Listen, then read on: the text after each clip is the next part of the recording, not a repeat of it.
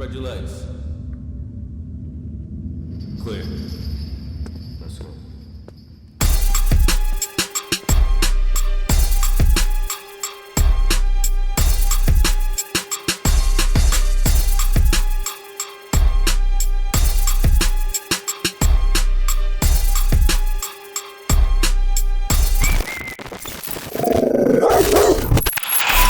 Yeah, what's up, people? It's your boy Pistol Pete. Welcome to that dog in the yard and that yard talk. Today we gonna keep this shit Crenshaw early, west. We got my boy Smoke in the building. Smoke is gonna be breaking down to us his trials and tribulations of, in the county, from the county to the feds. He's gonna be breaking the whole shit down to us, how the feds ran down on him, his hustle and all that. So with all that being said, let's get right to it, man. It's your boy Pistol and it's that yard talk.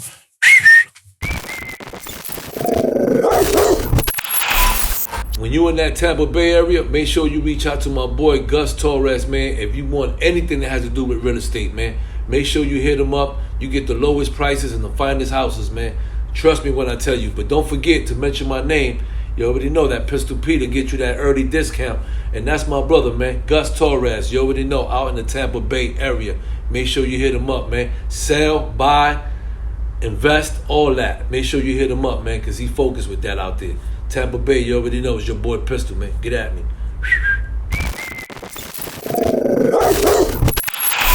You already know what it is, your boy Pistol Pete, dog in the yard. It's that yard talk. Today we got my brother Smoke in the building from the West Coast. What's up, Smoke?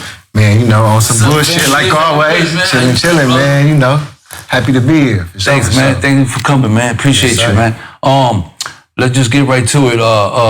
For those that don't know Smoke, and where you come from and all that, and your background a little bit, just give us a little rundown on that, off the rip. Man, I'm from LA, and my whole life, I kind of always been a little bit of an outsider because I look like a Mexican, but I'm half black and half white. You feel me? So I never really felt like I fit in with anybody except the homies. Like the only people that really accepted me, you know what I'm saying? Like, and treated me the same as everybody else. You know what I mean? So at the end of the day, I feel like a lot of the experiences I had early on in life, like, prepared me for the moment that I'm at right now. You know what I mean? Yeah, but where you was basically raised at? Oh, I was raised in LA. Like, how niggas be saying they from LA. Like, nah, I was raised in LA. I was born on Prairie at Daniel Freeman Hospital. Like, you know what I mean? Like Crenshaw is like literally like 2 minutes away from. So what's your neighborhood is called? Your neighborhood? I'm from Crenshaw, part of LA. Okay. And, I grew up by a single mom. Mm. And all I remember is my mom giving us pink and green checks when I was a kid, telling me to go in a store and go spend these little EBT checks. It used to be on the card in the 90s, you know what I mean? Mm-hmm. And I used to hate that shit. I always felt like I was less than everybody else because everybody else paying with cash at the front and I'm paying with green, pink, purple little checks, you know what I'm saying? And I used to always think one day I'm trying to be like everybody else, paying with cash for my shit, you know what I mean? So this is as a kid? Yeah, as a kid. Now, what age we talking about? I'm talking about 8 years old. Okay, and your neighborhood, around your environment and your neighborhood where you was raised, what they have? They have blacks, Mexicans, what they have? My neighborhood was mostly I'm from the west side of Crenshaw, you know what I'm saying? My area is mostly middle class black, and then you go a couple blocks up, you know what I'm saying? And it just get worse and worse as you go up. Right. My side of the hood is a nice side of the hood, you know what I'm saying? Mm-hmm. And then you go a little bit up and you can see the streets change within a couple blocks. The houses start looking a little bit different, you know what I'm saying? And then surrounding us, you got the Inglewood niggas on this side. You got the A-Trays, P&Gs, the 40s, the 30s, the 20s, all the mid-city niggas. So around us, it's probably like 100 hoods. And that's just black hoods, you know what I'm saying? Not including all the Mexican hoods. Right. You know what I mean? So you coming up in that neighborhood, like around all these neighborhoods, and you looking, I mean, like, how was it? I mean, you looking like you looking like you straight Spanish, you look like you Puerto Rican. yeah, but it wasn't really a big issue until I was older, you know what I mean? Like, when I was young, all my friends was black, so I didn't know nothing that was no different except I was way lighter than them, you feel me? Like, that's the only thing I knew, like, you know what I'm saying? Like, and then as I got older, you know, my mom kind of saw the way I was heading, and she tried to send me to go with my pops. And my pops was in like a white area called Redondo Beach. Okay. And when I went over there, compared to how I grew up and the niggas that I knew, to go from how I was raised to go over there, I was like, oh shit. I'm like, niggas got iPhones? You feel me? Like I immediately like went to a whole different person that, you know what I'm saying? Like, I felt like I could be, you know what I'm saying, like 10 times more. So like I would take the homies from where I stayed with my moms, and we would go over there and rob the white boys and for their little eighths and their little quarter ounces and I thought I was really out there doing something, you know what I'm saying? Right. Grabbing little half ounces off niggas and pushing them out. How old you was at this age? Like 14. Okay.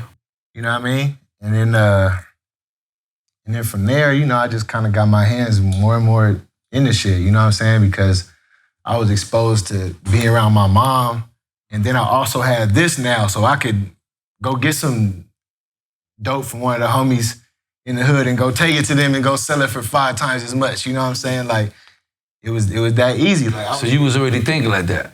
Oh, hell yeah, because I wasn't trying to be on no motherfucking EBT no more. You know what I'm saying? Like, that shit kind of had an effect on me when I was a kid, you know what I mean? I was like, damn, like... So what is it called? EBT. Oh, okay. EBT card, you know what I'm saying? It's like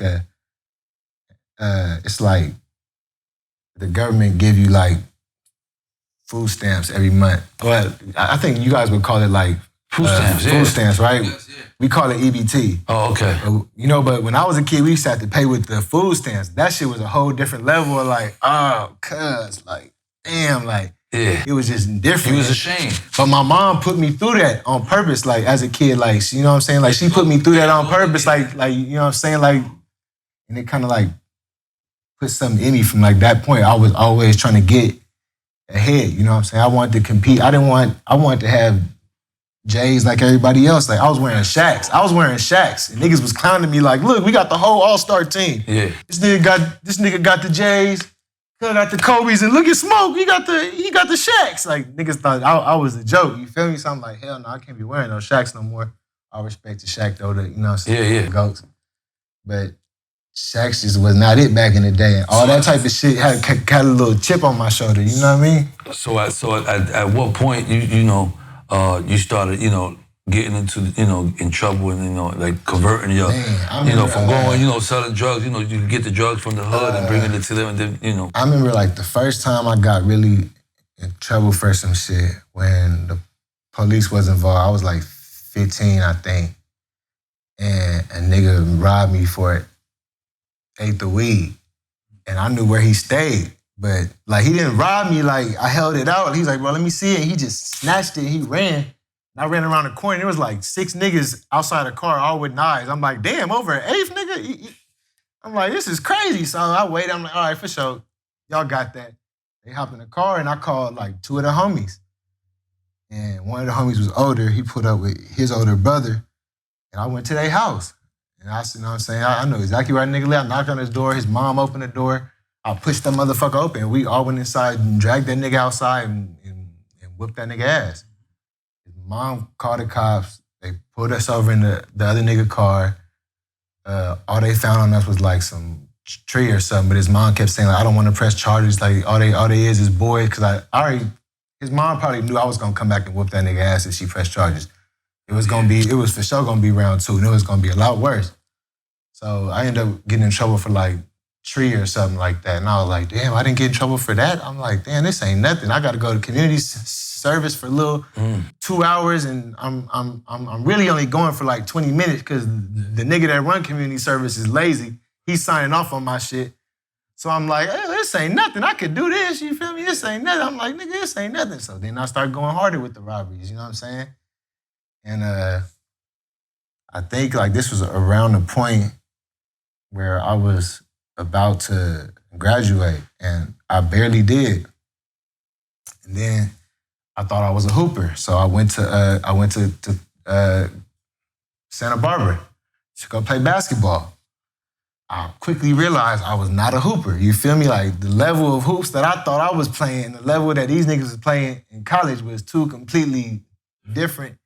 Like I was gonna be on the bench getting like 20 seconds at the end of the game. I'm like, I'm not finna devote 12 hours of my life a week to do some shit that ain't gonna benefit. So I went out there with good intentions. You feel me? The homies was coming up to visit, but I was like, I'm trying to go to school and shit. And then I realized that everybody in Santa Barbara was a cokehead. And I'm like, damn, nigga, I might as well, you feel me? So I tapped in with some of the homies, and I got some work, and I started going crazy out there, you know what I'm saying? And then I realized that it was all these college kids all selling dope, and I had too much competition. So I started telling them niggas like, bruh, either you niggas gonna come correct and come in when y'all re-up and get your little phone and the baby, your little 9-pack, you gonna grab it off me, or you ain't gonna be grabbing it off nobody, you feel me? So, and I was on cocaine at the time too, so my head was super up there, you know what I'm saying? And Xanax and lean. So it was at the point where I was just like, I thought I was, you already know that feeling when you ain't getting caught for nothing and you just doing shit over back to back, nigga. You get more lucid. Yeah, I was Superman, nigga. I'm having coke parties at the house and acting a fool, bro. And what age was this? This was 18. Okay. I'm acting a fool. This is like my first year of college after high school. I'm trying to like change my shit, trying to get my shit back right, but I got like pulled back in, you know what I'm saying? Mm-hmm. So after that, I'm in Santa Barbara for like almost a year. I dropped out like a month in, and I'm sending my mom like fake report cards home. I found some nigga that was in the tech class, had him doing fake report cards and sending it home my mom so she would leave me alone, you feel me? And the first time, the nigga put all A's. I'm like, bro, I can't send this shit out. Nigga like, come on, bro, she gonna know something else. Like, come on, nigga, she know me. You feel me? Like, ain't no way. Yeah, let's not make it perfect. He's like, all right, let me hurry up and change it real quick. So I end up sending my mom like 2 or 3 fake report cards just so she would be cool, you feel me? And I caught a case out there. I was about to sell an Asian nigga something. I don't know what it was. But cuz got caught on the way to me. And I'm calling him like, bro, where the fuck is you at, nigga? And whoever on the phone is like, where you at? I'm on the way. I'm like, who the fuck? Like, this nigga talking hella aggressive. But I'm so drunk and laid back and relaxed, I'm not even thinking that, you feel me? So we go through that. I told a homie, I'm like, bro, something weird. So this nigga gonna rob me or it's the feds? So I'm gonna go outside with nothing, you feel me? If you hear me yell, nigga, flush everything. You feel me? So I go outside. What do you know? As soon as I step outside, get in, I'm like, oh shit. But I'm saying it loud though, right by the window so these niggas can hear me. I'm like, oh shit. You know what I'm saying? I'm really getting loud. So these niggas lock me up. They trying to get these niggas out the house. They ain't coming out the house. Hey, y'all ain't got no warrant with the whoop. But I already know they niggas fleshing everything, right? But these is college kids, and then my homie with the college kids is like, these some smart motherfuckers. They like, nah, you guys ain't coming in here. So the cops, all I hear is, I can hear the police thing in the car. I can hear the scanner. They like, you gonna send the dogs in. They're like, all right, we coming. So I'm like, oh, these niggas done went for the bluff. So these niggas end up coming out. That was a couple hour little ordeal. And after all that, I end up going to not the preliminary, the arraignment. I bailed out. I think my bail was $100,000. I bailed out for like 8,000, some shit like that. I was supposed to bail out for 10. The nigga ended up cutting us a deal. I bailed out for 8.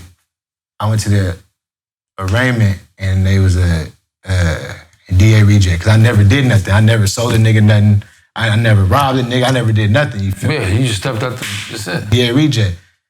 So after this, I'm really confident now. I'm like, oh, you niggas want to play. I'm like, oh, this how it is. I'm like, I'm just gonna walk, nigga. I just need a little bit of money. So I keep thinking like, oh, I need a little bit of lawyer money. I'm good, like. So I kept that 10,000 all time. Like, most my bill ever gonna be is 100,000. As long as I keep that 10,000 up, I can act the ass. So then I start getting more into the Xanax, the lean, everything. You feel me? So you was just on it. I was loose. I was loose as a goose. I was out there acting a fool, bro. Like, and I knew, like, something always told me, like, man, the police gonna get your dumb ass one day. Something always told me, and I'm like, you know what? Fuck it. I just kept on doing what I was doing. Then, like, I think my kid had just been born. She was like 8 months old or something. And I find out one of the niggas that I'm fucking with, buying weed from, I'm getting packs off this nigga every week. The homie tell me, hey, that dude a child molester. And you know, in Los Angeles, you can check and see if a nigga's a child molester, you know what I mean? So I checked the little thing. It come back, this nigga got lewd and lascivious acts with a child under 14 or some shit. And this a grown-ass, old-ass white man. I'm like, what the fuck? So I told the homie, oh yeah, we finna jerk this nigga for everything. Really though, I was just looking for an excuse. Yeah, of course. Anyway, we jerked the nigga, whatever. This nigga gonna call me, say, I'm reporting you to the police. I'm like, for stealing your weed, nigga, get off my phone. I'm like, nigga, don't play with me, you feel me? Next day, me and my little cousin at home, we had spent all night serving all the packs, so we only had like 4 packs left or something like that. Okay. Off a 50 ball. You know what I'm saying? Yeah, 4 packs left, but by the time it was 12 o'clock the next day, you feel me? It's like noon. I go outside. At this time, it's 2013. I don't know nothing about no technology, know about no pinging or nothing like that, right? I didn't toss my phone after. So I go outside, and it's like an old-ass white dude in a minivan reading a newspaper outside our area. But I don't live in no area where it's old-ass white people doing anything. You feel me? So I'm like, what the fuck? I'm not thinking nothing of it. And then my cousin like, bro, that's the feds. That's them. I'm like, shut up, nigga. You a bitch. I'm like, you scary. Shut up, nigga. So anyway, we pull off. We go drive down the street. Car pull off behind us. I'm like, what the fuck? So now you like, oh shit. No, I'm not even still. I'm like, oh, it's just a coincidence. I'm still that loose. Like, I'm still that confident. Like, I'm good. Like, I know I'm good. Like, God got me. You feel me? Like, I'm like, nigga, we straight. So I'm like, whatever. We pull off, and then some other car pull off too, and it's behind that one. We pull off like 2 more blocks. We going down, and another car pull in front of us on the left, pull up and come around. These niggas hit the lights. In some fucking undercover cars, they hit the lights. I'm like, oh yeah, this the one. Instantly, my heart just sunk. I'm like, hey, ain't this a bitch? So then, the driver is the homie. He don't know nothing about what happened the night before. Me and my cousin sitting there, though, like, oh, damn.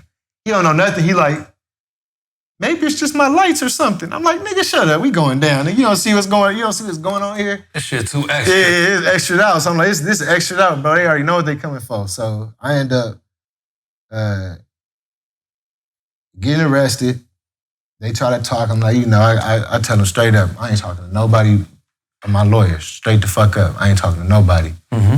So while I'm sitting there, you already know how the niggas do. Leave there for hours, then try to bring you in the little room.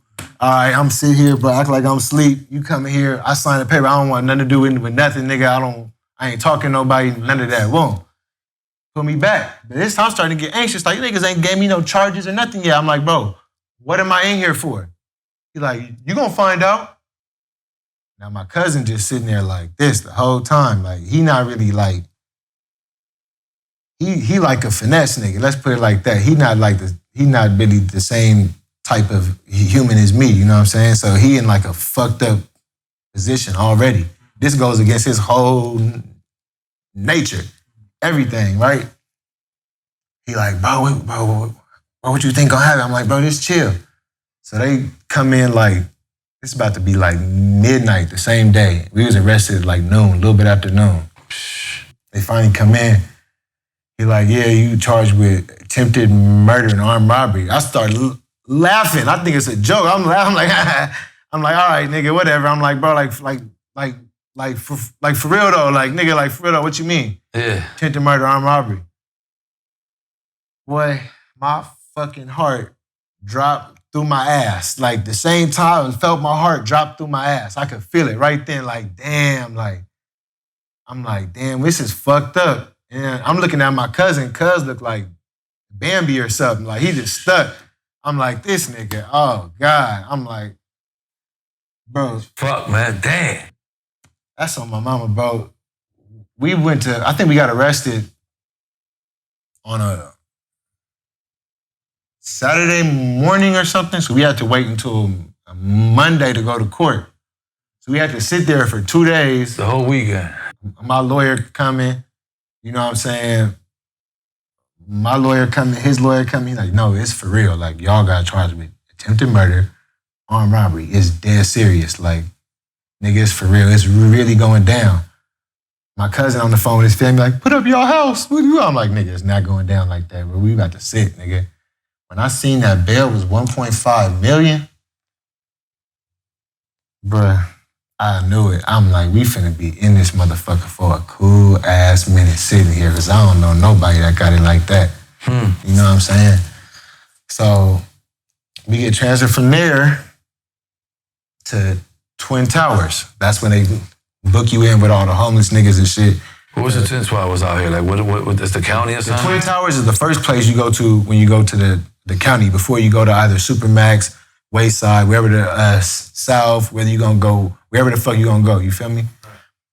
So first you go to Twin Towers and you go through processing with 100 stanky motherfuckers, and then you go through classifying where they tell you what your points level are. Some niggas that's level 2 and 3, some niggas level 8, 9, 10. I was at 8.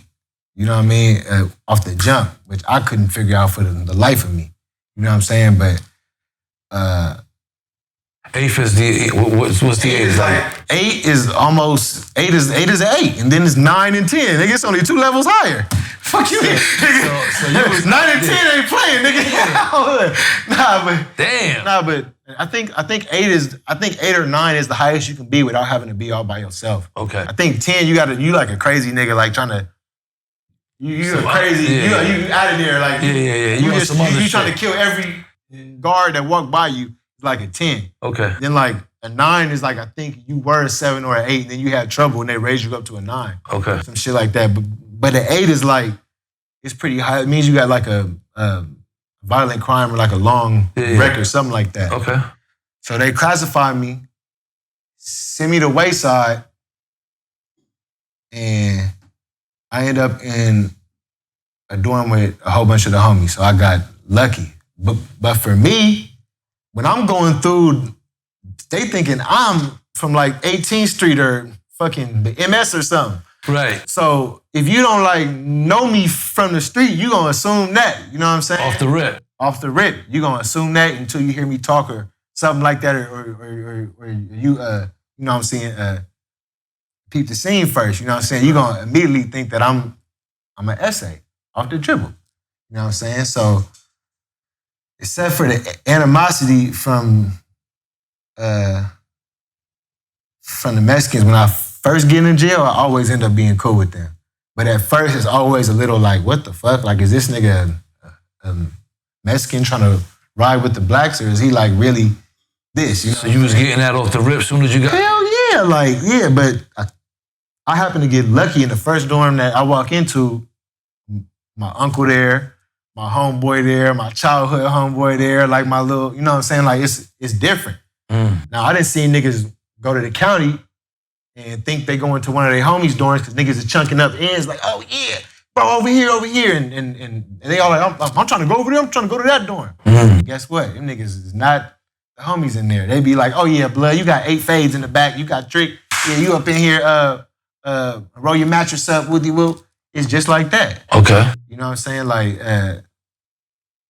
it's like that sometimes. It's thirsty. So at least you didn't have to really go through that because you had the family already there, your uncle and all that shit. I wouldn't say I didn't have to go through that all the time because I still had to go to court on my own and go to other little things on my own. And I always had to. So how was that? I mean, how long you was there? I did a year in the county. And then did you go to trial? Hell yeah. I went to pre-trial. And then Cuz got on the stand and started in the preliminary hearing. He tried to go up there and say, we tried to shoot him and his wife and his homie, and they added on another attempted murder. And they added on another attempted murder. And then those same 2 attempted murders got dropped the next time he went to court. Okay. So I was really like, oh shit. Like, nigga, I was probably like 155 pounds. You stopped eating? Down from like 175 well, now I'm fat. I'm like 200 something. But then I was like 175 and cut. Then I was down to like 158, like 159, just from the stress, like not knowing what the fuck gonna happen. Like, damn nigga, I'm 20 years old, finna spend the rest of my life in this bitch. Like at first, I'm like, is there any type of deal they gonna offer us a deal? They was talking about 42 years for my cousin and 36 for me. So you was like, what the fuck? Nigga, I was like, I'm finna be in this bitch forever. I was already getting prepared. Like I was trying to get married to every girl I knew. I was like, man, hurry and get the marriage papers ready. You was 20 years old at this point. 20. Did you have any support, like your family? Yeah, moms? I had my mom, and then my mom was always there. My mom was like super hands-on. Like my mom would go in. My mom wanted to be my fucking lawyer. That's how much she cared. You feel me? Like of course. My mom was hiring private investigators to go help with my case and prove this nigga was lying about shit. You feel me? Like all that. Like my mom's all the way out for me. And then my first baby mama, she fell off like halfway through.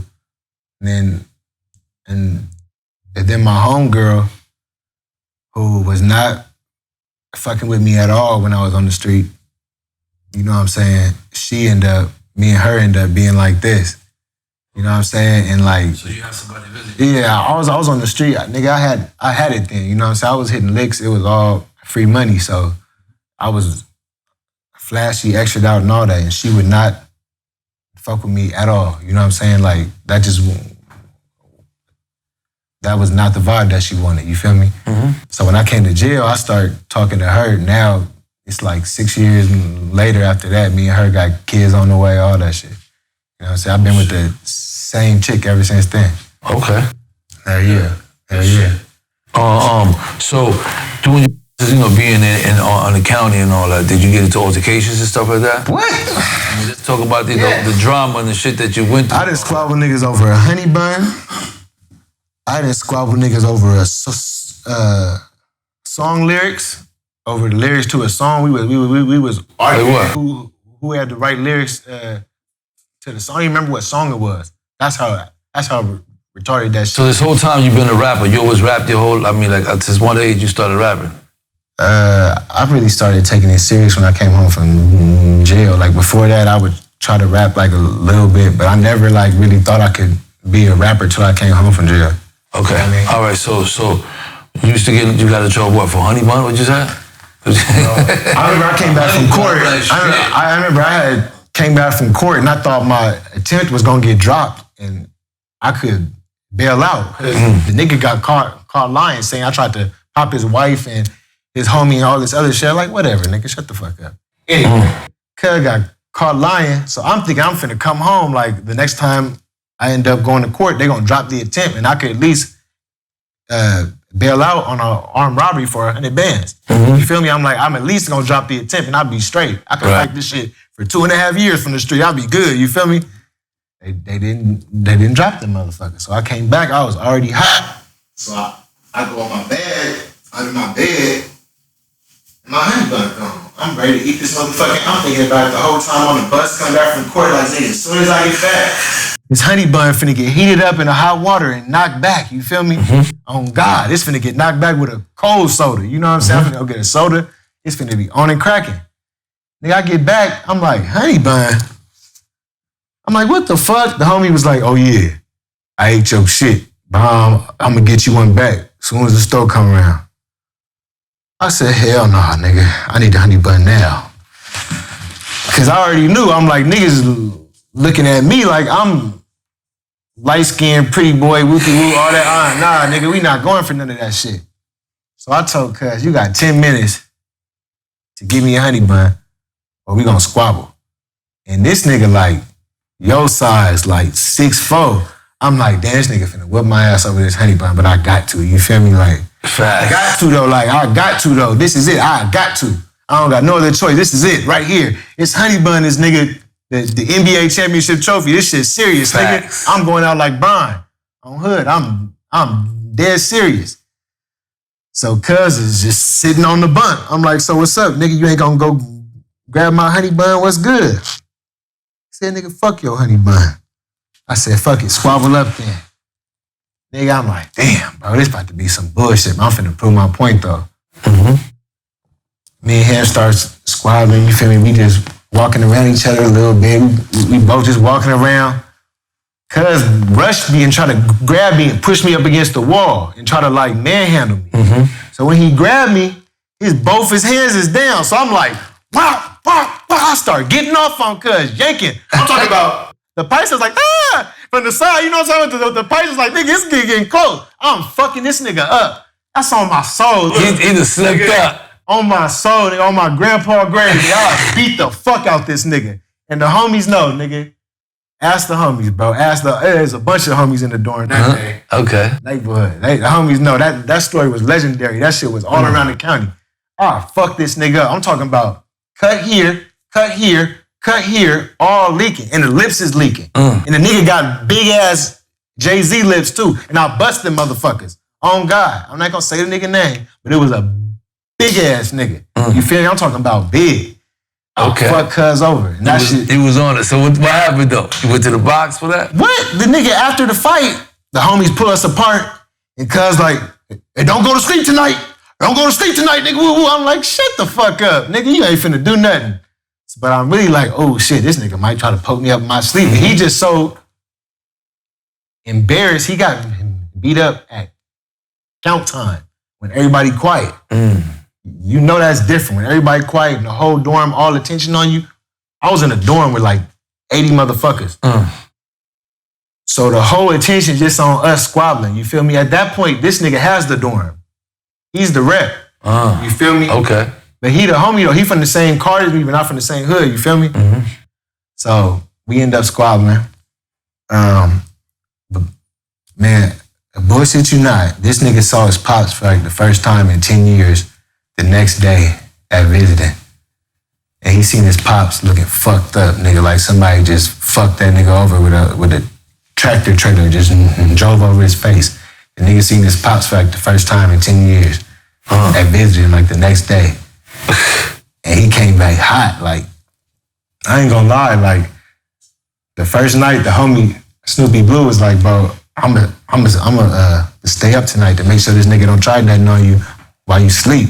Cause I really like shocked that nigga whole ego, like his confidence. He was squabbling niggas and getting off, beating up enemies and all that, like the whole time in there. But I really like rocked cuz whole world. You feel me? I knew that, and I knew I rocked his whole world. But you never went to the box for that though. Nah, bro. We hella smart in LA County. If you get caught squabbling in LA County, it wasn't no planned fight. It was just like some spur of the moment. Niggas was whatever, bro. We'll squabble in the hallways, about to go out to the yard. Like, if niggas is lined up to go out to yard and the police not looking, niggas will form a wall to block off so you can't see down the ramp, the Supermax, and we squabble in the hallway. Okay. We gonna get it in. Period. Yeah. We gonna get it in. Under the stairs, behind the bumps. We gonna hide somewhere. We gonna get it in. Absolutely. We gonna get it in every time. I didn't see niggas come in there and act like they hard and end up with peanut butter between their cheeks in the shower. Like, I didn't see that, nigga. Like, and it happens on the regular. Yeah, so like after that incident there, well, how you was there for a minute, so what after that, I end up having a dorm. I'm like, I don't like this shit. It's too much responsibility. I gotta politic too much. I'm a young nigga. You feel me? I'm hella young. I'm like, I don't like this shit. I end up getting transferred to the pen. Okay. I get transferred to the pen in like, I think it was like March or like, I think it was May of the next year. So I did from August to May in the county. So I did almost a year, like 10 months, something like that. In the county, I get transferred to the pen, and I went to service. That's when you serve what time? I ended up getting 4 years. Okay. With 85. For what? Armed robbery. Just for the armed robbery? Just for the armed robbery. They was like, this nigga up here telling too many stories, and me and my cousin and everybody else on my case ain't said a word the whole time. So all they got is this nigga word. And his word is incriminating himself, and it don't make sense. His story all over the place. Right. So I think they offered us 8 and 6. We was like, nah, we're gonna take 6 and 4. Okay. So they came back like, all right, that's straight. Okay. So then you went to the pen. Yeah. My cousin took 6, I took 4. Okay. They said he was the one that had the gun, and I was trying to tell him what to do. Okay. Like, come on, nigga, you don't knock it off. Okay, anyway. So you went to the pen. How was that? Getting there and all that. Was it different I ain't from gonna lie. At first, I was like, damn, this shit about to be crazy, because I kept hearing all these crazy ass stories. Like, your homie Big U be snatching niggas' eyeballs out in the pen. I'm like, what, nigga? I'm like, what the fuck going on in the pen, nigga? Like, you know what I'm saying? Like, I was hearing all this crazy ass pen stories from all these like old niggas that I was in the county with, right? So at first I ended up going to reception in Delano, and them guards used to like to watch all of us squabble.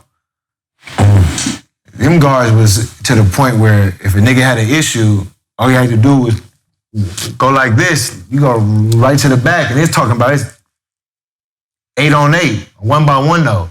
Round. Niggas, then the next day we all gonna eat with each other. It was just an issue. You feel me? All the Compton and Watch niggas verse, all the neighborhoods, bam, in the back. Y'all all squabbling. We ain't had an issue with each other. But just because one nigga got an issue and we all in there hella bored with nothing to do, we all gonna squabble. Okay. It was like that, and them guards allowed that. It was almost like the county, you feel me? Like, it was like the same shit, low-key. Okay. So I'm like, oh, this ain't nothing. So then I end up going to New Corcoran, and it was just, and I end up seeing my homie, GK. So he the first person that I'm talking to. What's that shit called? What's that shit called when you first get on the yard and you can't go outside to yard, but orientation? Orientation. I'm on orientation. It's our first day of orientation. Okay. So me and Cub right there, we chopping it up like, man, how this shit gonna be? Like, whoop-de-whoop. The first day, a nigga gets stabbed right next to me, like, nigga like 1 foot away.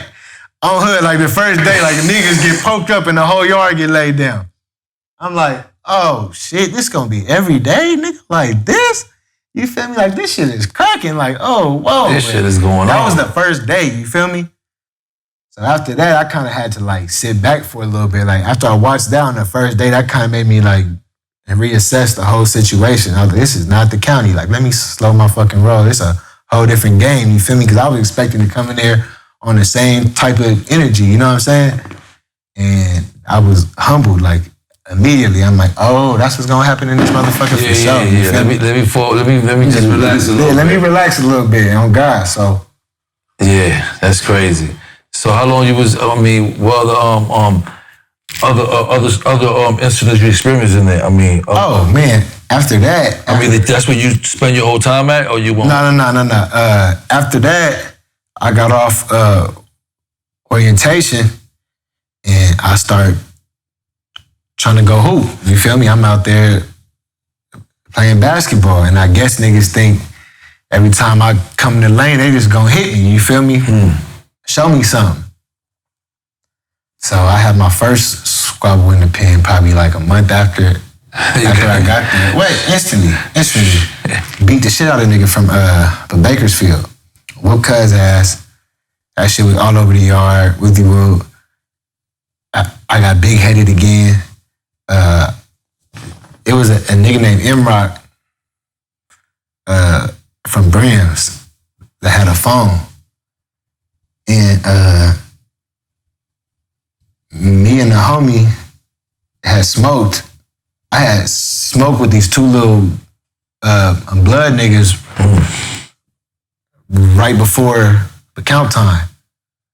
But I'm not knowing, like, at that time, like, you don't smoke before a count time, because when the police come around and count, they gonna smell wherever the shit coming from. I'm not knowing, like, me and him smoking at 412, they do count at 415.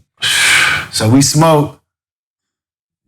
I guess the police smelled something when he walked around, and he said some comment like, yeah, and next time I smell something, I'm gonna hit y'all. So I'm like, whatever, nigga. He ain't do nothing. He walk out. As soon as he walk out, the nigga M-Rock from Brims, he like, what? Boom, boom, boom. He like, niggas up here smoking, trying to get the pot burnt. Whoopty whoop. I'm like, first of all, nigga, I'm not your little homie, so don't talk to me like that. I ain't knowing at the time that this nigga is like the main Dambu nigga on the yard for everybody. And this lifers on the yard, you know, it's different yards. Some got lifers, some don't. Right. This one got lifers, so it's a whole different game. It's a different ball game there. He's playing for keeps. You feel me? Yeah. So I'm like, whatever. But so me and him hop up. He like, you got a problem with the rock? And I thought it was funny the way he said it, so I started laughing like, nigga, whatever. Boom, me and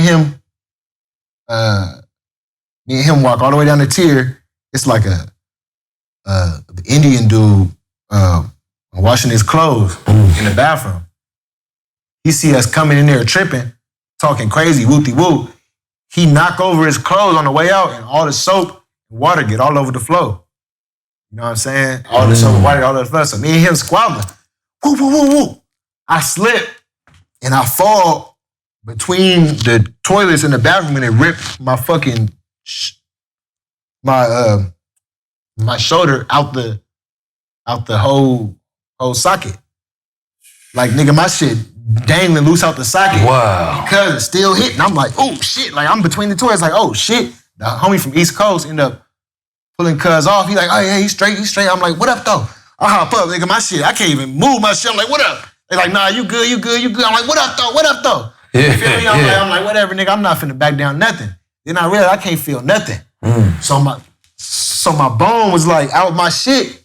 And all the homeboy, you know, niggas think they lawyers and doctors. So all the homies start coming up and, come on, cuz, we finna pop your shit back in, cuz. I'm like, bro, I don't think this shit working. Like, my nigga, I don't think you got the credentials necessary for this type of procedure, cuz. The homie like, nah, cuz, I got this.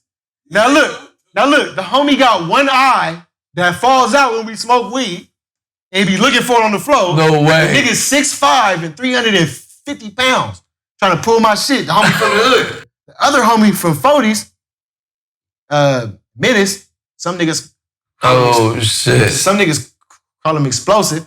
Cuz like 6'3", 282, just straight muscle. These is the niggas trying to work my shit back. Them niggas trying to pop that shit back. Hell no, I'm like, you better pop it back. I gotta go to the hospital. They're like, nah, cuz, what you gonna say? I'm like, I'm gonna say that I fell off the bunk and I tried to grab a pole and my shit ripped out. They like, well, fuck it, cuz, that's it. Yeah. So look, I tell these niggas, I go up there, I'm like, bro, something wrong with my shit. Now, mind you, I don't got no marks on my face nowhere. Okay. You know what I'm saying? I ain't got no scuffs on my hands, nothing. It was a clean fade. You feel me? It was a clean fade. We was both locking, hitting. But when I fell, that was, my shit ripped out. So I'm like, I'm like, damn, bro.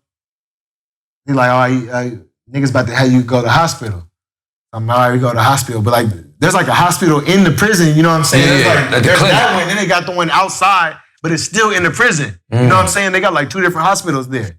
So first, they send me to the hospital in the prison, and these niggas tell me there's no doctor there or no nurse practitioner or some shit like that. So they can't reset my shit.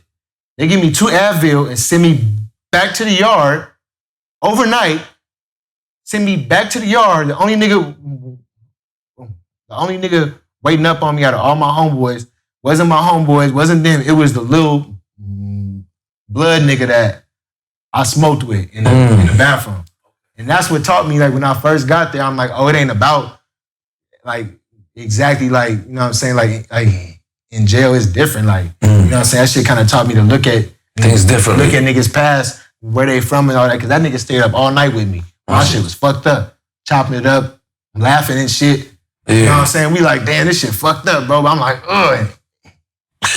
Bro, every other word, bro. Yeah. This shit got me hot right now. Think about it, my nigga. Yeah, you was in pain. Every other word, my nigga was. Yeah. The whole time. Next day, one of the CO ladies that liked me saw me on the table in the morning and took pity. I'm like, what's happening? Like, you straight? Yeah. You know what I'm saying? It was like an old lady. It was like an auntie, but she was like a cool ass, like, black lady, an old cool black lady. She always used to like me, hand me old magazines and shit, you know, little cool shit. I'm like, all right. I'm like, man, my shit fucked up. And I showed her. She like, she was in shock. Like, my shoulder was literally hanging out. So she got me sent up there. And as soon as I got there, the nigga did like an x-ray of my shit. I was like, oh, shit. Niggas immediately put me in there and hit me with that morphine. Boy, I ain't never, ever felt nothing that good in my whole life. Is that morphine, that nigga popped my arm back in. I fell asleep like that. As soon as cuz popped my arm back in, I went out, sleep. Cause it was like instant, it was the worst pain I ever felt in my life. And when cuz popped my shit back in, I felt right as So all that shit, all that time they was trying to do, all the homies trying to get... Hell no. After them 2 attempts at night, I'm like, I'm straight, bro. I'm finna wait for this. The doctor came in, he just put you back in order. I had to go like a whole 24 hours almost with that motherfucker just hanging out. And they don't give a fuck. So they send the nigga back with Tylenol, bro. You know how they do. They fixed you up and send you back. Send me right back. And I was already playing a basketball. And you know, we got the little prison leagues and shit. I was already on the court in like 2 weeks. Okay. Oh God, nigga, I'm playing with one arm. Like, fuck that, nigga. I'm finna show y'all niggas something. But after that squad, it took me like 2-3 months to get right. I'm working out every day, you know, doing my little... Yeah, exercising and all that. Weird shit out on the yard and shit. Nigga, let this nigga smoke, bro. Look at cuz. Nigga, I'm walking around hitting the joint. Niggas fucking my shit. Like, this nigga crazy. You feel me? Yeah. So then, after that, I think it was like, a nigga gave me a tat. I ain't like, nigga, he gave me a tat. I ain't like a couple months after that. And I fuck cuz up. Niggas like, oh, this nigga smoking here, tripping, you feel me? Because I was like one of the youngest niggas on that yard. Okay. You know what I'm saying? And I look like this. I'm from 60s. It's 100 enemy hoods that can't wait to have a chance at me because they think I'm the weakest link. You feel me? Because I look like this. Out of all the homies. So over that next year, I went crazy. I was squabbling like at least every month. And you know, in the pen, that's a lot. To squabble at least once a month, nigga, you causing disruption. Hell yeah. Niggas gonna know when you're like, hell yeah. Nigga smoke crazy, cuz I'm rolling. So how long that lasted? Throughout your whole bit? Or you wound up getting trapped for some point? Until my last year. Yeah, until my last year. So then after that, let me see. After that, after that, I got in contact with my homegirl, and I started having the weed. Okay. At the same jail? Yeah. At the same prison? I started having the weed. And so then every month I would give all my homies a 50 ball at the beginning every month. So nigga, don't ask me for nothing else for the whole rest of the month. You can go sell that, smoke that wherever you want. But you feel me? Like, nigga, the whole, not just niggas from my hood, niggas from 90s, niggas from 100s, 30s, all that. I'm giving East Coast, I'm giving all the homie shit. You feel me? So I'm giving these niggas $50 worth of weed every month. It's really only like $4 worth of weed. You know that. Yeah. It's like $4 worth of weed, but to them it's 50. Nigga, they can sell that for 50 and have enough soups and beans and rice where they ain't gotta ask me for nothing for the whole rest of the month. To let, hey, bro, you got a little piece of sausage or something I can throw in this bitch? Yeah, I got you, bro. Don't trip. You know what I'm saying? So I was on in there. I was taking care of my bills, doing whatever the fuck I need to do. Then I had. For how long you was doing that for? How you was doing that? Well, the visiting room. Yeah, go ahead, tell me. On the, man, I don't want to get niggas in trouble on the yard right now. They gonna back then, they gonna shut that shit down. Nah, you can cut this shit out. They know that shit. Trust me, they know. No, yeah, they already know, oh God. But, shit is always hell. Hey, look, man, it was a fat ass nigga that had life. I swear to God, this nigga could fit like a quarter pound up his ass every time. I swear to God, like, the nigga used to come back and play this. They wasn't searching him, that's what it was. Nah, bro, I promise you, bro. He used to come back like, man, you gotta tell her to rap it better next time, man. Like that type shit, bro. Like, oh shit, bro. That shit out of pocket, bro. But anyway, you know, I had a little weed and shit. And then this one nigga got mad because he asked me for to loan him a 50. I said, I ain't gonna give you no 50. I ain't gonna loan you no 50. I'm gonna give you 2 sticks to smoke. You don't owe me nothing. He got offended as I thought his word wasn't good enough for the 50. I said, no, I don't operate like that. I'd rather give it to you. You don't owe me nothing. I'd rather give you 2 sticks than a whole 50. You can have that. You feel me? That's 2 little ass joints. You straight, bro. You ain't gotta pay nothing for that. But this nigga felt offended that I felt like, you know what I'm saying, I wasn't gonna give you that on your word. So I'm in the day room. I'm talking to the homie about it. He just say, oh shit, Smoke, look, this little ass nigga, bro, he like a 5'2" super crip. Like extra out nigga, you feel me? From one of them off-brand hoods that trying to prove himself all the time. You feel me? So Cub walk up, hit me from behind. Boom, I'm like, oh shit. I turn around, I'm looking, I see his little ass. I start maxing this nigga out. Wow. I'm whooping this nigga all the way across the day room. Oh God, I'm whooping this nigga all the way across the day room. The police must have heard something was happening because all I heard was them keys coming. You know, you hear them keys, it's time to stop doing whatever the fuck you doing, nigga. You hear them keys coming, it's over with. Whatever you on the phone, nigga, fuck that bitch. Bop. If you about to roll it up, nigga, put that shit away. They coming. Them keys is it, nigga. I don't know what's finna happen, but something finna happen when I hear them keys. So I hear the keys, me and him stop squabbling. I hop up on the bunk.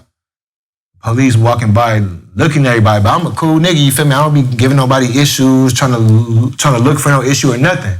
So Cuz walking by, and I think he kind of seen like I was red, cause I'm black, you feel me? You don't be able to tell when I've been squabbling, you feel me? He kind of walked by and looked at me and like shook his head and just kept walking, you feel me? He ain't say nothing. Like 2 weeks later, he told me like, man, next time to get your ass, he said, man, you don't get one pass with me, you feel me? He said, next time to get your ass. Like 2 weeks later, I'm just going out to yard. He just like, hey, call my last name. I'm like, hey, what up? Poke my little head in the little rotunda. He like, yeah, next time I'm on your ass. He knew something happened. He knew, you feel me? Yeah. So I transferred after that from the Lifer yard, my points dropped. I've been there like a year and a half, 2 years. My points dropped. I go to the level 1 in Old Corcoran. I go from New Corcoran to Old Corcoran. And that shit was like the county jail all over again almost. You feel me? Like, over there, it was like, the difference between a 2 and a 1, because the 2 was like a 2-3. You know what I'm saying? It was like a 2-3 yards. A lot of niggas that should have been on level 3s, I was on the 2. It was almost like 60% niggas that had life. You know what I'm saying? So the difference between that yard and the non-lifer yard without no lifers was night and day, because that game wasn't as serious as that game, because them niggas had a date. You know what I'm saying? So I knew I could move a lot more on this yard how I wanted to than that yard, you feel me? Facts. So I'm like, oh, this shit crazy. As soon as I came to that yard, I'm like, oh, this shit Disneyland, it's wide open, you feel me? Loose. Yeah, it's loose. So first, them niggas give me a job on the yard crew, but not the yard crew inside, the yard crew outside of our yard that cleans the whole jail, like, you know what I'm saying, the whole prison, like we cleaning the roads outside the prison and all that, because we level 1. Niggas know we not going nowhere. Yeah, it's like a camp. Yeah, but I lasted like 2 days there before I faked the asthma attack, because I wasn't finna be out there playing with no frogs and snakes and cow shit and all that. I faked the asthma attack fast. And they took me all the way to the little hospital again. They're like, well, your heart rate's fine. You seem fine. I said, yeah, bitch, because y'all took so long to get me here. I done relaxed by now. You feel me? Like, I had all types of cat form. And then they end up moving me to the visiting room. Okay. And as you know, that's a whole different story, nigga. So I'm in there, and all the Mexican mamas and grandmas is buying me burritos, tacos, drinks, chips. What you doing in the visiting room? Until they found out I was black, and then I got candy and popcorn. Shit changed. Yep. Straight up. What you used to do in the visiting room? What was your job? I was the porter. So like I would like clean the floors and like, you know what I'm saying, help people if they need something with their kids. Okay. I wasn't no weird nigga. I was a nigga they could trust around the kids and people's families and all that type of shit. You know what I'm saying? So I was in the visiting room, and then I realized that they would come take the trash out of there, and they would pass right through the metal detector, right around the side of the metal detector without having to walk through it. So I would, after a while, I started having people do a 2-for-2 deal, which means when they family came to see you, you drop 2 phones in the trash for you and 2 phones for me. You know what I'm saying? So every day after visiting, I would do it like once every other week or switch it up to once every 3rd week so I didn't get caught. You know what I'm saying? Because them motherfuckers going for $1,500 on the yard. I'm not about to bring in no 5,000 phones at once and make this motherfucker hot and drive the price down to $12 a phone. You feel me? Yeah. So I was bringing them in a little bit at a time. Them niggas selling 15, I was selling for 12 all day. I need my 1,200 right now. You know what I'm saying? So I had that going for a cool minute. How long that shit last? Till I got out. Nigga, till I got out, nigga. That's how I had my shit ready when I came home. Yeah, but how long was that? A year? Year and a half, a year and a half. Yeah, I was eating off that shit. That shit was lovely, bro. I was out there in the visiting room. That was a great hustle, man. I wish I could have had that shit. It's crazy, bro. Like that visiting room, I used to see niggas. I see niggas getting jacked off like in the corner outside. Like, what the fuck? Like, niggas, the visiting room was wild. I seen some shit in there, bro. And the visiting room. What? Crazy shit. What's the craziest shit you seen your time in prison, whether it's in the visiting room or somebody get, banged out, killed, stabbed, poked out their eye, anything, that you can remember that you will never forget? I can't think. There's so much shit in there, bro. Like, give me a visiting room one. Visiting room? Yeah. I mean, any crazy shit that you thought it was like kind of weird or crazy, if you got one. They was looking for, I think this nigga had like 21 left or something like that. But I don't know how he was a level 1. He had like 21 or 18 or some shit like that. You know what I'm saying? I'm not sure. But him and this girl, they was like, she was like an old lady, but she wasn't like too old. I say she was like 42, 43, but she was a person that she looked like somebody like auntie or something like. Okay. But not like, she didn't look like no hoe or nothing. Like she looked like she go to church every Sunday type shit. You feel me? So we in the visit, I think it was like July 4th, some shit like that. And everybody in there with they families, they got their little special July 4th food in the little machine, you feel me? Ribs and hot dogs and hamburgers and shit, all the little shits. And I see this nigga and his girl like drifting towards my workroom where they keep like the brooms and the fucking mops and shit. But it's like an old ass Mexican dude and his wife. I'm like, hell no, they not finna do nothing crazy. They probably just taking a long way to the vending machine, right? So the two COs that are in there standing by the TV watching football. They Niner fans. You feel me? So they standing by the TV watching football. They looking, these two slide in. Bam. Bro, when I tell you they look for them for 20 minutes, they laid the whole yard down, ended everybody's visit, and they found their ass right in that closet. What? They was in there fucking the whole time, nigga. I'm like, what the fuck? I'm like, it was some people you never expect. Like, you know, you be seeing kids like touching on each other. They like 20 and shit, but like an old ass dude, like 50-something years old. He was getting his in. Getting it in my work area, in the visit room. But they laid the whole yard and they was looking for him everywhere. Looking at the cameras and everything. It's safe to say he was in fucking. I knew where they was the whole time. Like, damn, this shit crazy. I'm right there getting searched and coughing over and cracking my ass and coughing this shit. Like, nigga, he's not hiding in there. Nigga, what the fuck is you looking for? You feel me? Like, fuck, bro, that shit is crazy, bro. I don't know what the fuck they thought, but They thought he was gone. They thought they gone. escaped. Yeah, I thought he probably just walked right out. Shit crazy, bro. So Smoke, right after that, I mean, what year you came home? 2017. 2017. Yeah. And you've been home since? Yeah. No problems, Like no this, issues. Off parole, all that shit. Good, focus. Hell yeah. You know, let me ask you two questions, right? One is what you think about jail reform, prison reform? You think it's necessary, it's needed? Hell yeah, bro. Like, at the end of the day, like, you sending people to jail for what? Like, you know what I'm saying? You sending them for rehabilitation or, you know what I'm saying, or something else. Because at the end of the day, I know it's CDCR or something for California, right? Okay. California Department of Corrections and Rehabilitation, but it's no type of rehabilitation going on. Like, how you gonna send a motherfucker to be rehabilitated around 1,000 other motherfuckers that's doing the same shit as them and don't, you know what I'm saying? And I feel like the way that prison is set up right now is all for profit, you know, because I know how much money goes into those prisons. You see it every day. If it's 5,000 hamburgers getting made, that's just one thing every day. Somebody ate off them 5,000 hamburgers that was made. Somebody else ate off this milk. Somebody else ate off these sheets.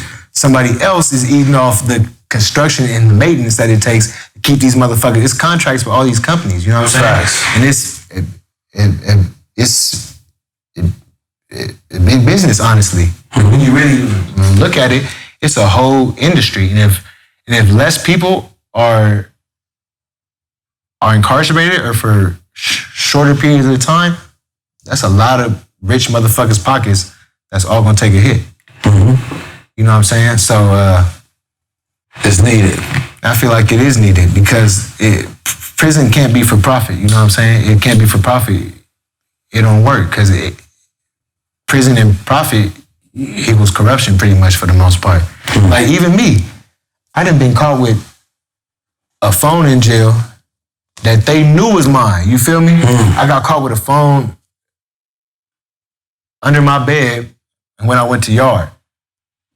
Now I had I paid a smoker nigga $500 to walk into the program office and say that phone you found under that bed was my phone.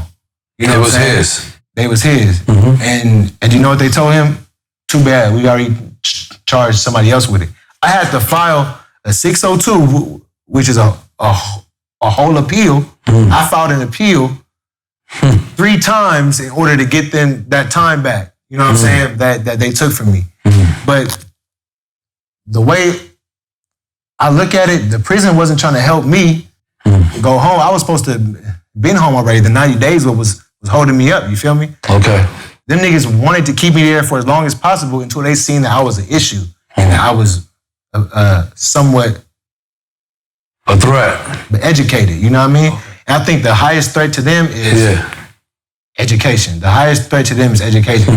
They seen that I had people out on the outside that was trying to get me out. I was trying to get me out. I was pushing the 602, asking the captain, hey man, what's up with my shit? Every time he come to the yard, what's up with my shit? What's up with my 602? You know what I'm saying? And I feel like unless you get in their face, these motherfuckers will do whatever they can to keep you behind them bars. You know what I'm saying? And unless you become a problem for them, you know what I mean? Okay. So as far as you know, I know that you're a rapper. You've been doing your music stuff since you've been home. Yeah, since I've been home. Since you you know, I heard that Big U is your yes, sir. Your manager, or you signed a Big U? Yep, I'm signing Big U. Did you know Big U before you went to jail or when you came home? I was best friends with his son before I went to jail, you feel me? Okay. So I always was around Unc in this whole environment. I always knew who Unc was, you know what I'm saying? Okay.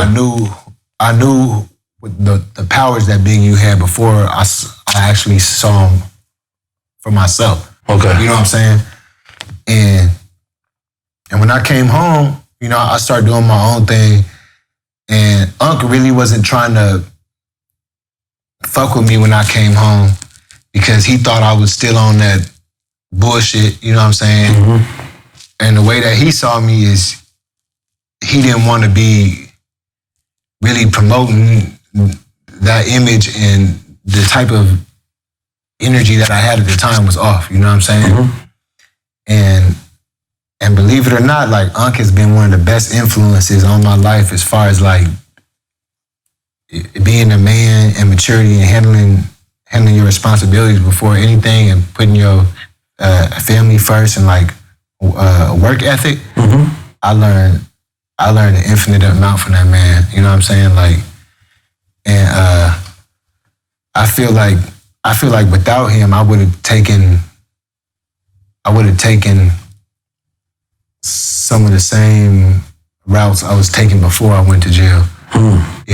If Big U wasn't there, like constantly, like trying to keep me in line. You know what I'm saying? At first, because he used to call me all the time, like, bro, what the fuck is you doing? Like, you tripping? Like you wouldn't think that a nigga like Big U would be on some shit like that, but he really is. Like people don't understand him for the man that he is now. You know what I'm saying? Because he like kept me away from a lot of shit that I was trying to go back into, and kind of help me like change my mindset and my energy towards other people. You know what I mean? Facts. So you've been doing your music shit. What you been doing? What you working on? Like, I mean, like, how it's been? It's been dope. Like, I ain't gonna lie. I never thought I would have songs with Wiz Khalifa and Lil Baby and 2 Chainz and all these niggas, and it's just a blessing. I'm beyond blessed, because I used to be on that bunk, like sitting there, and niggas like, Smoke, rap. Like niggas would be on the yard like 10 deep, just rapping like. So you out there? You out there rapping, Smoke? Bro, you know how many niggas hit me up from jail that be like, bro, I go on my DM, like niggas be like, Smoke, I can't believe it, bro. Like you really did exactly what you said you was gonna do. Like all that shit niggas talk about when they in jail, like, I'm finna get out and bro, I ain't gonna lie, bro, like. Let's give it a smoke. We get you out there with that, you know. Congratulations, man. That's what it is, man. Yeah, man. Stay focused. That's what it's about, man. It's just crazy, bro. You gotta stay with your craft. Man. Yeah. Don't lose focus. Stay with your craft. You got good people behind you. You got, stay focused. Stay grounded with your craft, and that's what it's about. You got the good support system. You know what I'm saying? You got Big U. And now you got Pistol Pete, man, in New York, man. I mean, shit. So you got Jim, you got peoples and all that. You know what I'm saying? For sure, bro. But what about Nipsey? Did you have a relationship with Nipsey? I mean, how was that? I wanted to say that Nip was like the single biggest inspiration for me to want to become a rapper. You know what I'm saying? Like just like seeing Cuz come up from close, like from seeing to where he started to how he, you know what I'm saying? Like as far as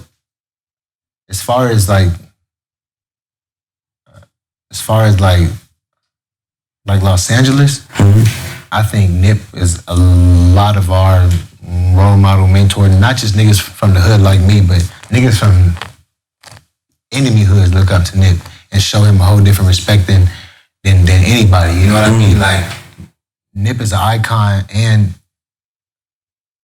a legend for a reason. You know what I mean?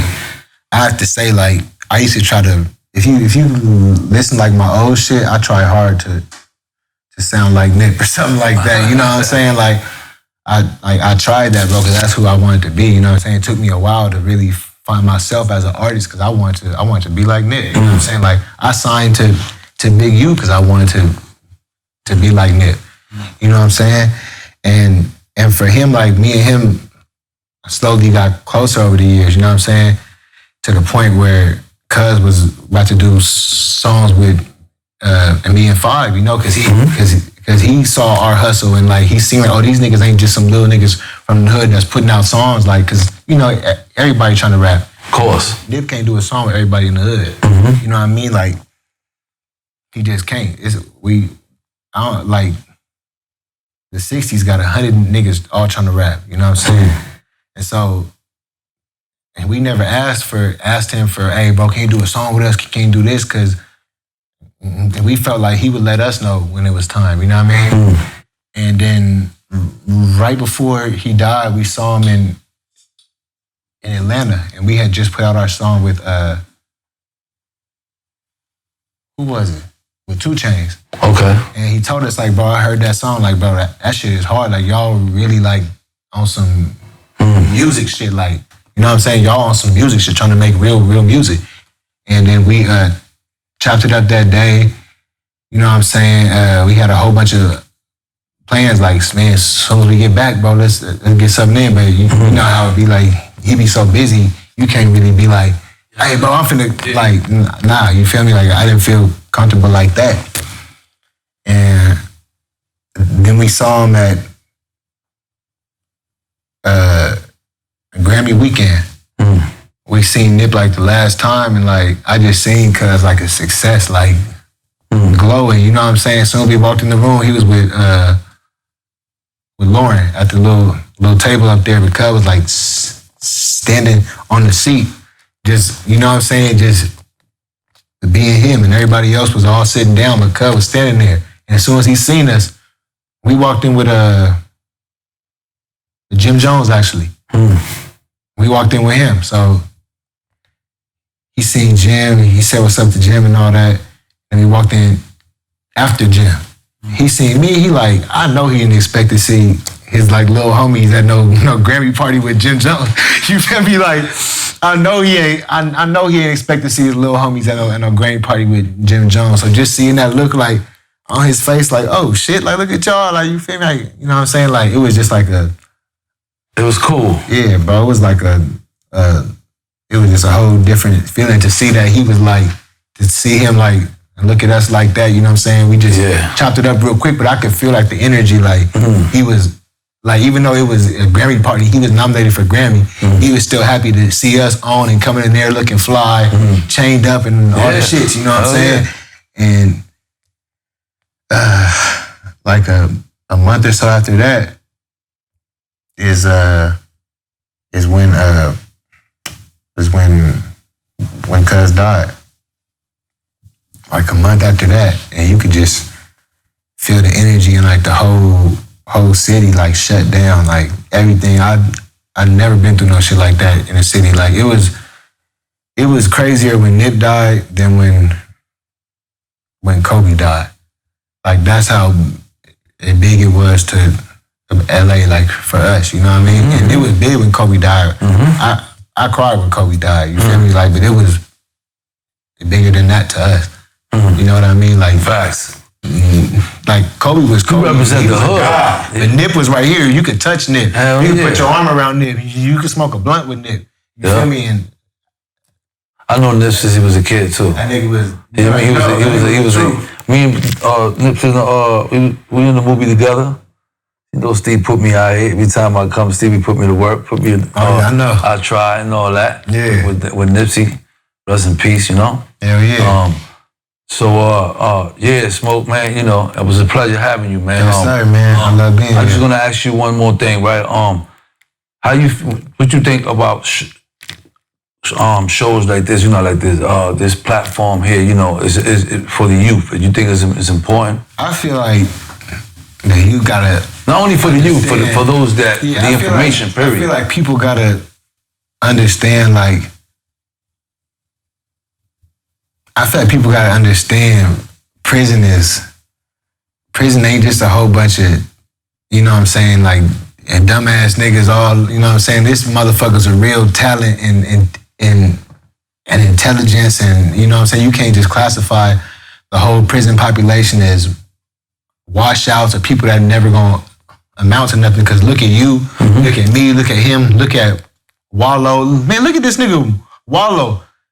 How does this nigga even know how to use a camera? This nigga is the biggest social media fucking star. He been in jail for 26 fucking years or whatever the fuck. You feel me? Like, bro, like, how does that even happen? But it's that type of shit that's in jail. Like, I seen niggas dunking from the free throw line that had life in jail. Niggas dunking from the free throw. I'm talking about, with force. A nigga that could easily be making $5 million a year in the NBA on a low contract. You feel me? This nigga's in jail for life.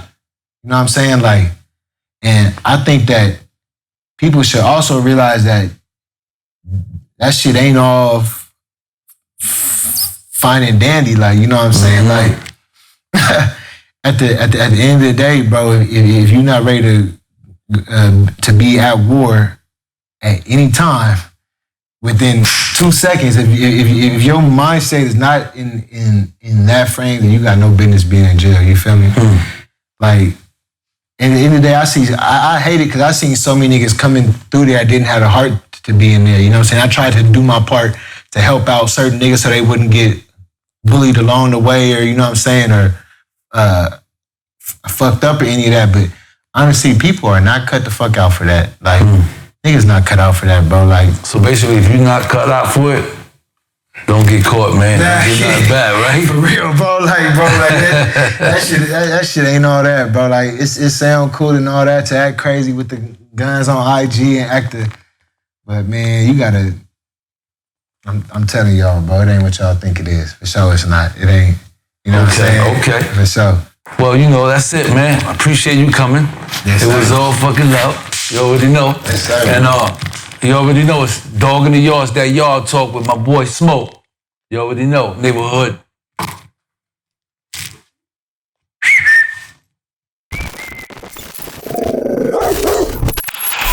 Welcome back, man. I told you. Crenshaw. Shout out to Smoke, man. Appreciate, coming through, breaking it down. You know what I'm saying? Letting the people know, all the trials and tribulations you went through and all that, and shows, your growth now. You know what I'm saying? Where you at right now as an artist. You know what I'm saying? You out here representing for the West and all that. You're doing great things and all that, man. So, salute to Smoke. Keep doing your thing. Appreciate you coming through. You already know Crenshaw. Shout out Big U. You already know. It's your boy Pistol, and it's that yard talk. But before I go, let's not forget that merch. You already know. Summertime coming. Let's get them hats, them T-shirts and all that. You already know. Let's get focused. I want that dog in the yard out there. So go get it, man. Stay blessed. Your boy Pistol. Yard talk.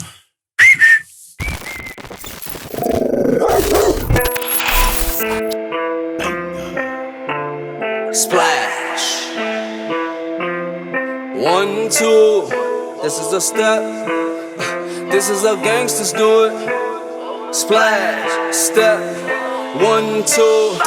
I'm in a whole lot of zones. They look like colonoscopes. I got the white for the white boy that's sniffing the shit, then he ski down the slopes. I got the can for that lady that thinks she could take it, but know that she can't. I got that work for that work that's gonna work right after it works. Look, I put